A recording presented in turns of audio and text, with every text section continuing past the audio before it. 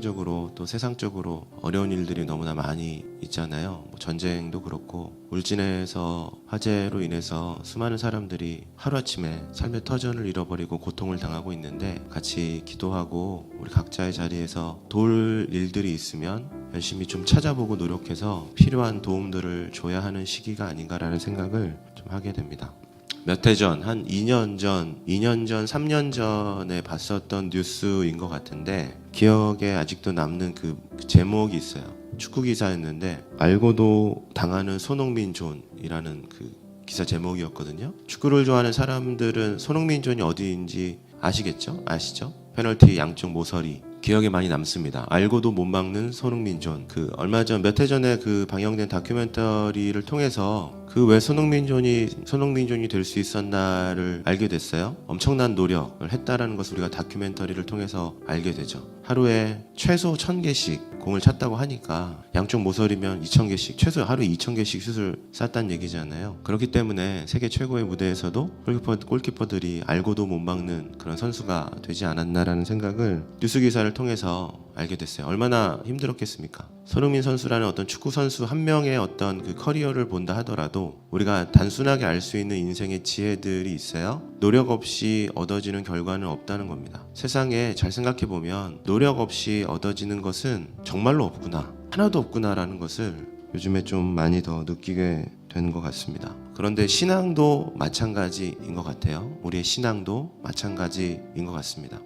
물론 우리의 구원이, 저와 여러분의 구원이 우리의 노력으로 얻어진다라는 말씀은 결코 아닙니다. 우리에게 구원이 주어지는 이유는 우리의 노력이 아니라 전적으로 하나님의 은혜, 또 예수님을 믿는 믿음 때문에 얻어지는 것이지, 우리가 구원을 노력으로, 수고로 손흥민 선수처럼 하루에 수천 개씩 볼을 차서 얻을 수 있는 것이냐? 그렇지는 않다는 거예요. 그런데 중요한 사실은 무엇이냐면 우리의 구원이 노력으로 얻어지는 것은 아니지만 하나님께서 우리에게 주셨던 그 은혜를 지키기 위해서는 우리가 해야 하는 역할, 하나님께서 우리에게 맡기신 일도 분명히 있다. 말씀을 통해서 우리가 알게 됩니다. 모세가 우리에게 알려주는 그 무기, 날마다 훈련해야 하는 무기가 뭐냐면, 여러분 말씀 오늘 한번 눈으로 보세요. 크게 4가지 동사를 이야기하고 있어요. 첫 번째 듣는 것, 들으라.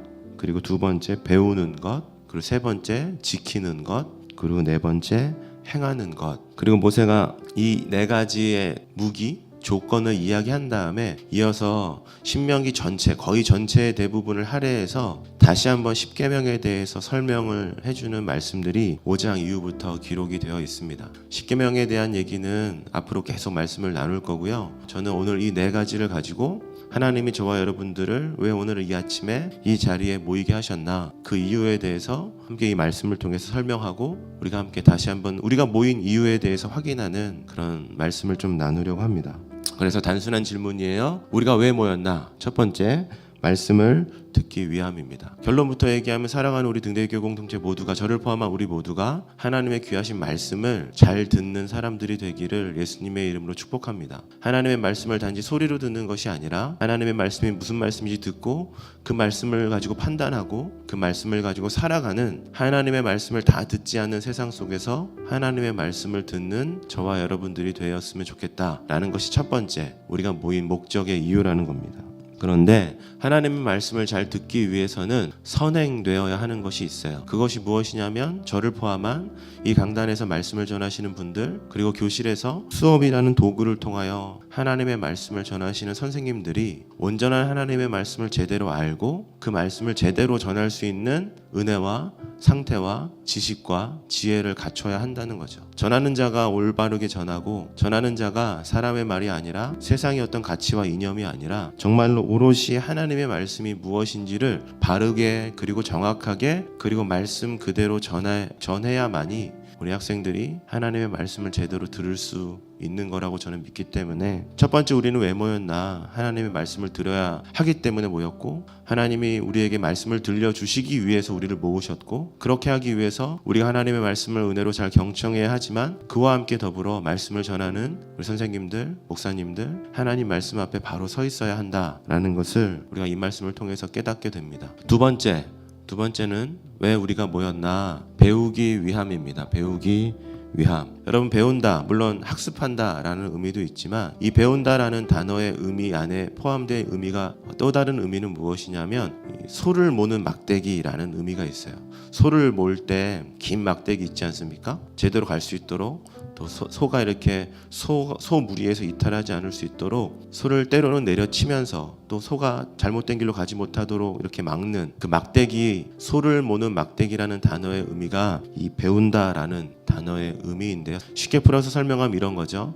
우리가 왜 모였나? 내 마음대로 내 뜻대로 살아가려고 할 때 하나님이 이 예배를 통하여 하나님의 말씀을 통하여 우리를 뭐 하시기 위해서 우리를 온전하고 올바른 길로 보호하시고 인도하시기 위해서 하나님께서 우리에게 이 귀한 예배를 허락해 주셨다는 거죠. 세 번째, 우리가 왜 모였나? 지키기 위해서 모였다라고 성경은 기록하고 있어요. 말씀 한번 눈으로 보세요. 이 지킨다라는 말을 오해하면 내가 이걸 지키면서 살아야지 라는 생각을 할 수 있는데 사실 이 지키라라는 말씀은 그런 말씀이 아니에요. 지키라는 이 단어의 의미, 샤마르라는 단어의 의미에 포함되어 있는 의미가 무엇이냐면 가시덩굴, 가시울타리라는 의미가 있어요. 목동들이 양들과 자기가 돌보는 짐승들이 울타리 밖으로 나가지 못하도록 또 밖에서 나쁜 들짐승들이 와서 자신의 양을 잡아가지 못하도록 가시울타리를 쳐놓는데 그게 샤마르라는 거거든요. 그게 지키다라는 단어의 의미에 포함되어 있는 거예요. 쉽게 풀어서 설명하면 이런 겁니다. 내가 하나님의 말씀을 지킬 거예요가 아니라 하나님의 말씀이 저와 여러분들을 지켜주신다는 겁니다. 우리가 등대교 공동체 안에서 누릴 수 있는 은혜가 뭐냐? 그 가시울타리처럼 우리를 보호하셔서 우리가 그 밖으로 나가지 않도록, 죽음으로 나아가지 않도록 우리를 보호하시고 또 밖에서 오는 우리를 물어 뜯어 죽이려는 들짐승으로부터 하나님께서 우리를 보호하신다 라는 그 의미가 이 지킨다라는 단어의 의미에 포함되어 있다는 거예요. 내가 말씀을 지킬 거야. 여러분, 그것은 옳지 않은 말이에요. 틀린 말이에요. 우리는 말씀을 지킬 수 있는 존재가 아니라는 겁니다. 우리가 하나님의 말씀을 듣고 소를 모는 막대기처럼 하나님의 말씀을 우리를 가르쳐 주실 때 무슨 말이야? 그 하나님의 말씀이 우리를 지켜주신다는 거예요. 그러면 결론으로 얘기해서 한번 질문을 해봅시다. 하나님이 왜 우리에게 하나님의 말씀을 듣는 은혜를 주시기 위해서 등대로 부르시고 하나님의 말씀을 배우는 은혜를 주시고 때로는 소를 모는 막대기처럼 우리를 징계하시면서 하나님의 말씀을 듣게 하시고 가시울타리를 쳐서 우리를 보호해 주시고 우리를 이끌어 주시나? 그 이유가 뭘까? 그 이유를 모세는 제일 마지막에 이 단어로 표현을 해주고 있어요. 행하게 하기 위해서라고 모세는 우리에게 이야기해주고 있습니다. 행하게 하기 위해서. 듣는 것에서 멈췄었던 이스라엘 1세대 모든 백성들은 결국에 놀라운 하나님의 은혜를 다 누렸음에도 불구하고 평생 동안 하나님을 원망하면서 불평하면서 불만을 쏟아내면서 결국에 비참한 인생의 결과를 맞이했기 때문에 모세가 이스라엘 2세대들한테 이렇게 얘기를 하는 거죠. 얘들아, 하나님의 말씀을 들어야 돼. 하나님의 말씀을 배워야 돼. 하나님의 말씀이 너희를 지킬 거야. 왜 하나님이 이런 은혜를 너희한테 주시는 줄 알아? 너희가 하나님의 말씀을 듣고 행하는 인생, 하나님의 말씀을 듣고 행하는 인생으로 살아가게 하기 위해서야. 행함이 중요하다는 것을 우리가 알고 있어요. 왜? 행함은 곧 우리의 믿음과 연결되어 있기 때문에 그렇습니다. 야고보서 말씀이 그걸 정확하게 이야기해주고 있죠. 야고보서 1장 22절 말씀. 너희는 말씀을 행하는 자가 되고 듣기만 하여 자신을 속이는 자가 되지 말라라고 말씀하고 있고요. 2장 17절 말씀에는 이와 같이 행함이 없는 믿음은 그 자체가 죽은 것이라 라고 말씀하고 있죠. 여러분, 행함이 없는 믿음은 죽은 믿음입니다. 사랑을 알고 듣고 배웠음에도 불구하고 사랑하지 못하는 것, 인내를 알고 듣고 배웠음에도 불구하고 인내하지 못하는 것, 절망 중에 소망을 가지라라는 하나님의 말씀을 듣고 배웠음에도 불구하고 그 말씀대로 생각하고 살아가지 못하는 것은 성경은 분명히 이야기하고 있어요. 그건 죽은 믿음이야. 하나님의 능력을 경험할 수 없는 믿음이야. 하나님의 비전을 받을 수 없는 믿음이야 라는 것을 우리가 알고 있고 하나님이 이 말씀을 통해서 우리에게 말씀해 주고 계신다는 거예요. 너가 등대의 교회 공동체에 있는 이유가 뭘까? 하나님의 말씀을 듣고 행하는 하나님의 꿈과 비전을 제대로 붙잡고 살아가는 인생이 되게 하기 위해서 사랑하는 여러분, 초등부터 고등까지 그리고 가르치시는 모든 선생님들을 이 등대의 교회 공동체로 하나님이 부르셨다라는 것을 우리가 이 말씀을 통해서 알게 됩니다. 서두에 손흥민 존을 이야기 드렸어요. 하루에 수천 개씩 볼을 차서 그 볼을 찬 노력과 수고와 인내가 있었기 때문에 세계 모든 사람들이 보고 열광하는 알고도 못 막는 손흥민 존을 가질 수 있는 선수가 되었다. 상식을 나눴습니다. 우리도 마찬가지 여러분, 우리가 행하는 믿음을 갖기 위해서 하나님께서 오늘 우리에게 주신 은혜를 갖추기 위해서는 우리가 오늘 이 네 가지의 동사를 기억해야 한다라고 하나님의 말씀은 우리에게 말씀해주고 있어요. 말씀을 들어라, 말씀을 배우라, 그리고 말씀을 지켜. 그 말씀이 너를 지킬 거야. 그리고 그렇게 하나님이 너를 지키심을 통해서 우리에게 원하시는 궁극적인 삶의 모습이 뭐라는 거예요, 여러분? 들은 대로, 아는 대로 살아가는 것.